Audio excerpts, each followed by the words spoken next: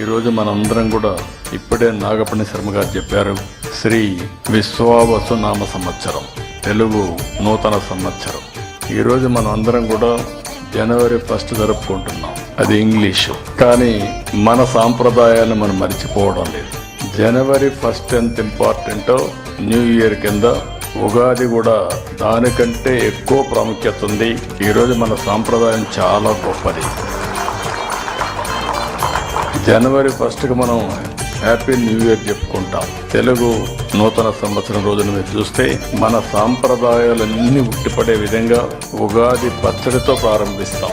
ఇప్పుడు కూడా మనందరం ఉగాది పచ్చడి తిన్నాం. దీంతో మనం మెంటల్ గా ప్రిపేర్ అయిపోతున్నాం. కష్టాలుంటాయి, సుఖాలుంటాయి, అదృష్టాలు కలిసి వస్తాయి, సమ్టైమ్స్ దురదృష్టం కూడా వెంటాడుతుంది. అన్నింటినీ తట్టుకుని నిలబడడం చాలా అవసరమని మనకు మన పెద్దల నుంచి వచ్చినటువంటి వారసత్వ సంపద ఇది.